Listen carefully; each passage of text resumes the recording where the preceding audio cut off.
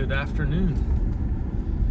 Well, I've been telling everybody for a while now that I thought the death toll percentages for the coronavirus were drastically overstated, and now that's kind of coming true.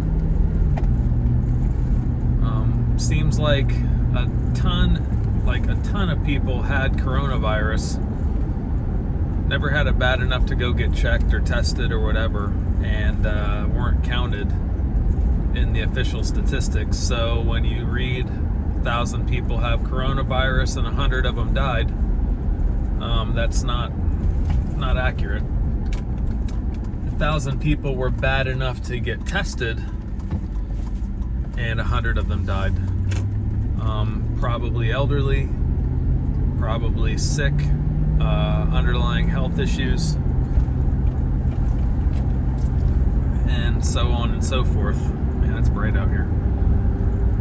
So some people estimate, and the studies have only been done in a few countries, but in those countries it puts the death toll less than the common flu, which is still, I mean, people are still dying, don't get me wrong. I mean, you should take precautions, you should protect those people who are immunocompromised, elderly, cancer, diabetics, whatever. I mean, those people should absolutely be tested, or not tested, but protected. People should be getting groceries for them. They shouldn't really be going outside too much.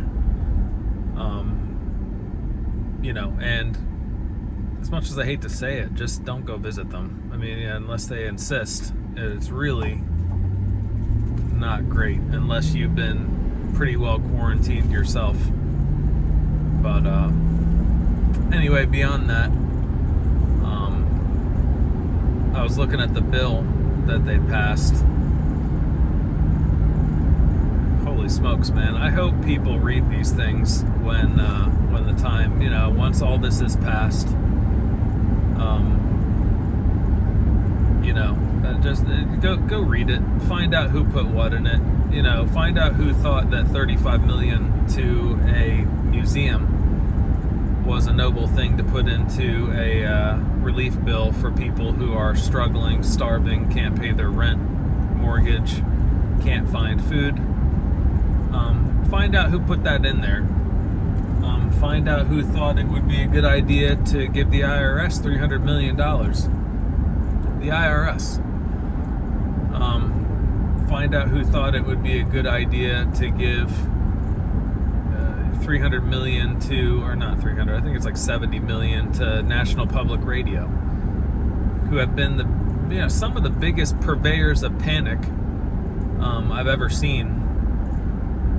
They need your public funding. That way they can keep you amped up and scared and, paranoid and everything else. I wouldn't give a dime to any of these jokers. NPR doesn't need to have any kind of public funding because clearly they're politically motivated, and they're supposed to be unbiased. Anyway, just take time to read the bill after this is all said and done. The good thing is it looks like everybody's getting $1,200. You'll have extended unemployment protections if you're self-employed, small business, like self-employed contract workers, people who couldn't, file for unemployment before will apparently be able to file unemployment for this for up to like 4 months or something like that. I don't know the exact details, but that's kind of the bullet points that I read. So, I mean, the drawback is, it's kind of a little too late for a lot of people. People were woefully unprepared, and I'm not slamming people at all. I know it's tough. But it was tougher, a few years ago. So, at least in my experience, if you want to make money in this economy, you can make money in this economy. You just have to, you can't get stuck in a rut. Now, I don't care if your degree says chemistry. My degree says chemistry. I can tell you how many times I've used chemistry in my career my many careers, 0 times. I got my degree in 96, and I've used it 0 times. I've always gone where the money is. And like I said, I haven't always been, haven't always had a penny to my name. But you have to be versatile. And in this economy, if you're versatile, you'll do very well. Anyway, but in the meantime, a lot of people were unprepared. Rent and mortgages are due on the 1st. This is looking like it won't come for at least another month. Longer if the Democrats keep stalling it in the House and trying to put stupid things into it. It just needs to be passed. I would wish for a stripped down bill. We're not going to get that. There's a lot of crap in it, but I encourage you to get your copy of the bill. It's available. It's not hard to read. Find the amendments, find out who put what in where, and let them know that you are not happy with them holding up a stimulus bill to save people's lives, to fend off a recession or even a depression, where the last depression we had 7 million people died. That's more than coronavirus is ever gonna dream to kill, by like 100-fold. But these idiots, they don't care. They're millionaires. They got to pay their buddies and, whatever. But anyway, call them. Let them know that you're not voting for them and that their time is up. I don't care which side of the aisle they're on. If they're Republican, Democrat, Independent, whatever. If they're stuffing stuff into a bill to save lives just because they know it'll get passed, they need to go. But anyway, in the meantime, I hope everybody's staying safe. Here in Florida, there's plenty of food, plenty of water, not plenty of toilet paper, because the toilet paper people suck.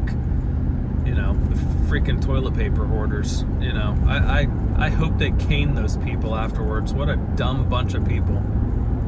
I mean, honestly, like, bottom of the barrel, worst group. If you're a toilet paper hoarder, you suck. You really suck. You're a dreg of society.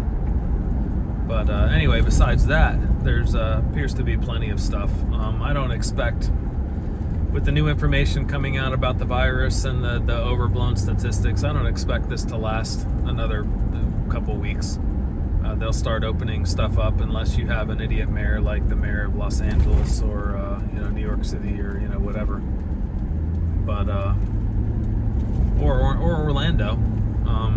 I don't know if it was the mayor or I don't know who made the decision to put Orlando under lockdown. A bunch of, that's what happens when you vote Demings in as, any kind of leadership.